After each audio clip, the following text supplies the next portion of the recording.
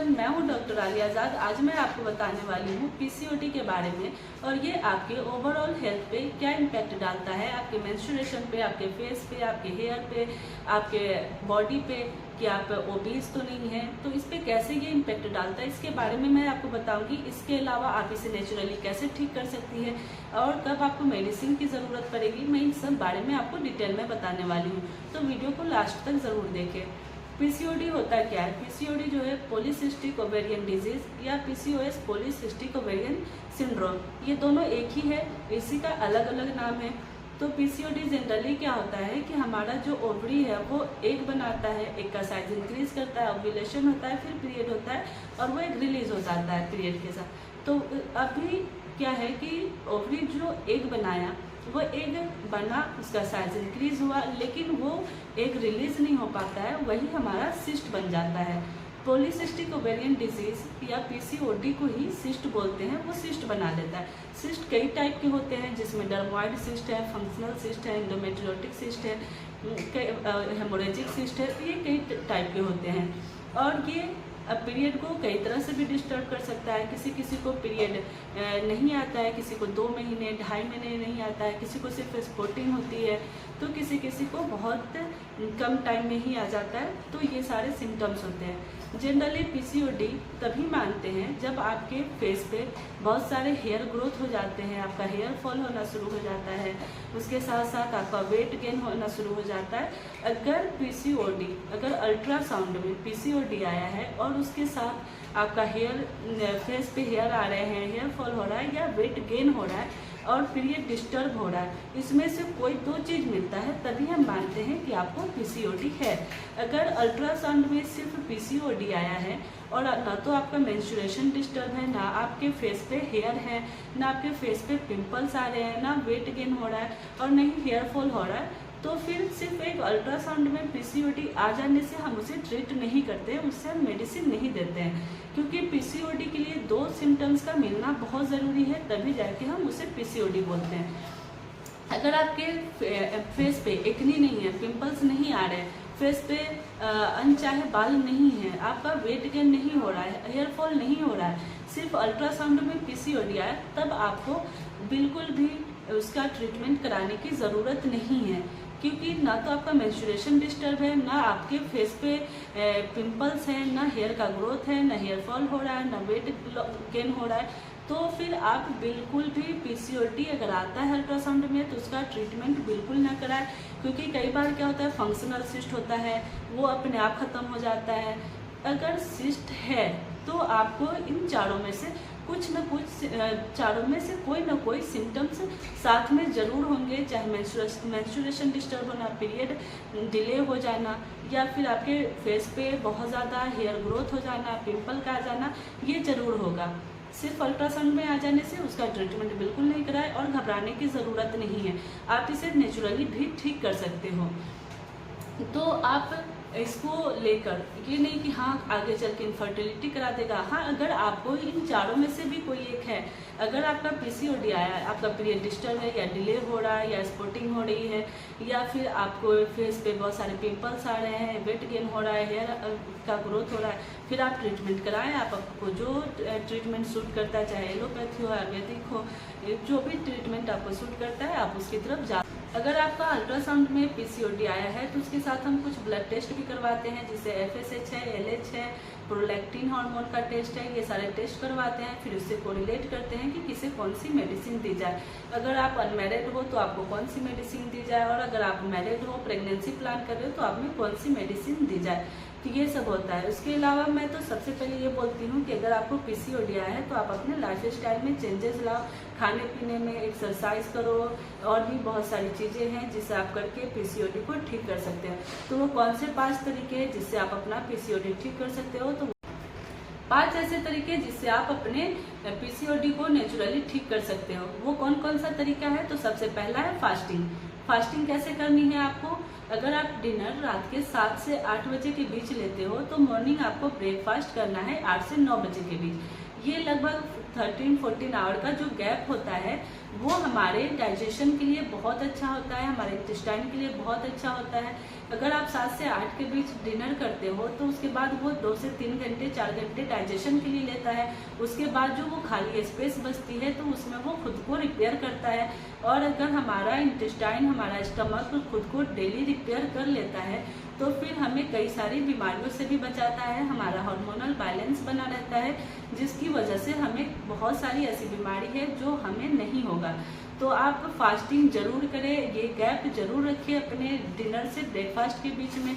अगर आपसे ये नहीं हो पाता है तो आप वीक में एक बार फास्टिंग जरूर करें।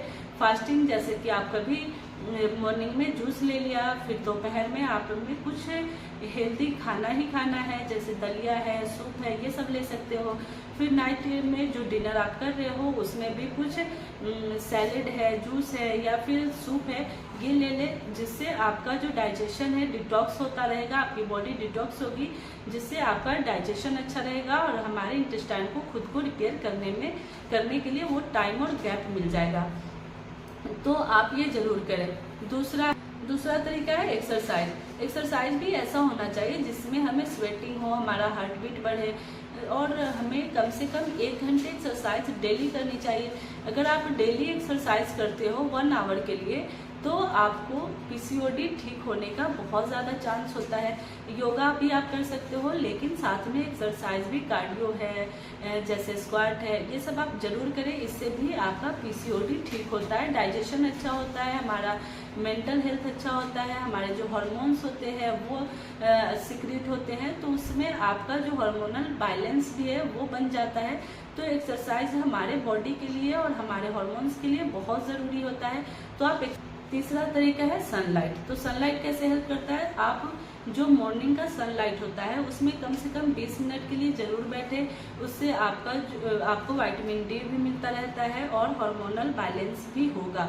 अगर आप सनलाइट में बैठते हैं तो उसमें आप बुक भी पढ़ सकते हैं या फिर लेट सकते हैं, या फिर आपको कोशिश ये करनी है कि जब हम सुबह वाली सनलाइट में जाते हैं तो पतली सी वाइट कलर का अगर पतला ही कपड़ा पहने तो वो अच्छे से हमारे बॉडी में एब्जॉर्ब होता है।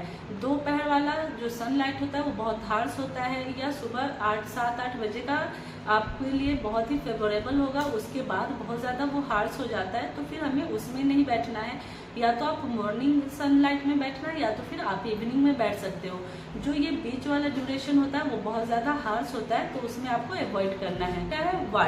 वाटर आपका कैसे हेल्प करता है? तो आपको वाटर इनटेक बढ़ाना है। वाटर आप अगर जितना ज़्यादा लेते हैं वो आपके अंदर की गंदगी को उतना ही ज़्यादा वॉश आउट करती है।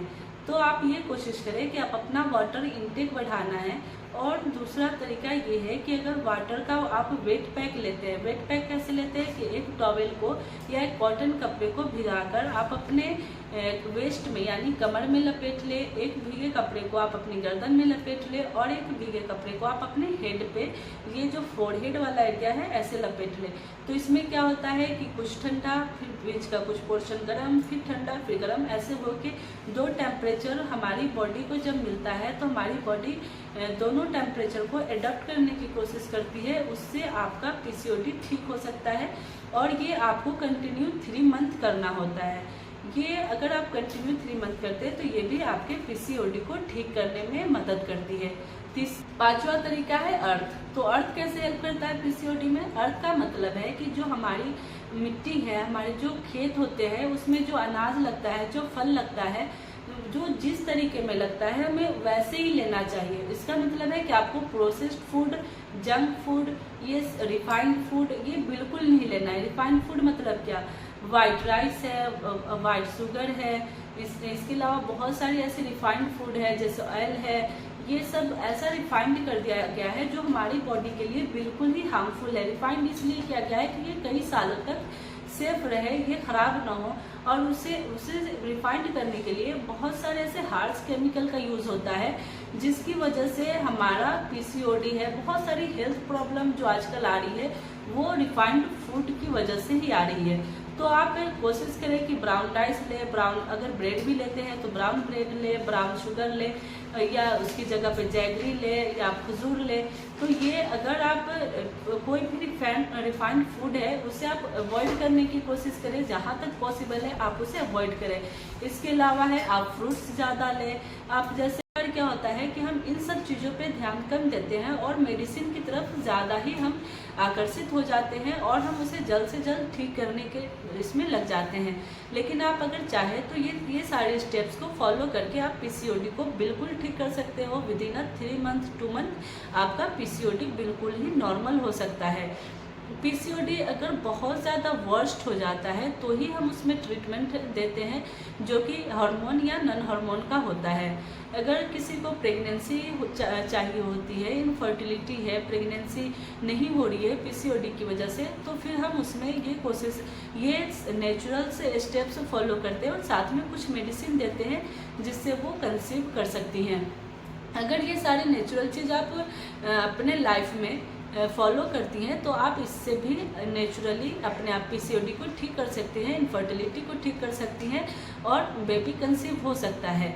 लेकिन अगर ये सब करने के बाद भी आपका पीसीओडी ठीक नहीं होता है, जो कि बहुत कम चांस होता है ना ठीक होने का, अगर नहीं ठीक होता है तो फिर हम मेडिसिन की तरफ जाते हैं, या फिर बहुत ही वर्स्ट कंडीशन होता है तो ही हम मेडिसिन की तरफ जाते हैं। जैसे कि पीरियड डिस्टर्ब हो जाता है, 2 महीने नहीं आ रहे हैं, 3 महीने नहीं आ रहे हैं, तो फिर हम उसमें मजबूरन मेडिसिन की तरफ जाते हैं।